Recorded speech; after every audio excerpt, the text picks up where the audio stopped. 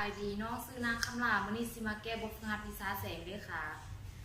คำถามที่เพิ่นให้มานั่นแมนเสาวันหนึ่งสูงเฮดเท่ากับ3.5 เมตรตั้งอยู่หน้าดินเพียงแน่นอนตามทิศตั้งมีเงาเอลเท่ากับ5 เมตรจงคิดไล่ระดับสูงคิดเป็นองศาของตะเวนโดยเปรียบเทียบใส่หน้าดินถ้าเสาดังกล่าวสูงเฮดและตะเวนอยู่ระดับอัลฟาโดยเทียบใส่หน้าฟ้าเงาของมันจะยาวเท่าไหร่คะมาเบิ่งรูปกันเนาะนี่เป็นเสาเซิงเสามีรวมสูงเฮดเท่ากับ 3.5 เมตรนี่เป็นหน้าดินนี่เป็นตะเวนแสงจากตะเวนกระทบใส่เสาเฮ็ดให้เกิดเป็นเงาอยู่หน้าดินซึ่งเอลมีกลองยาวเท่ากับ5 เมตรแสงและหน้าดินประกอบกันเป็นมุมอัลฟานี่เป็นจุด A จุด B จุด C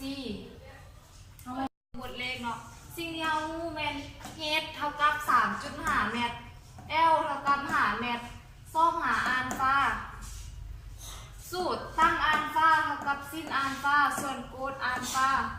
เท่ากับ BC ส่วน AB ซึ่ง BC เป็นข้างกลมหน้าและ AB เป็นข้างติดแปะเท่ากับ H ส่วน L เท่ากับ 3.5 ส่วนให้5เท่ากับ 0.7 ตั้งอัลฟาเท่ากับ 0.7 ซึ่งเท่ากับ 34.99 องศาและเทียบเท่า 35 องศาฉะนั้นอัลฟาจึงเท่ากับ 35 องศาและเรามาซอกหา L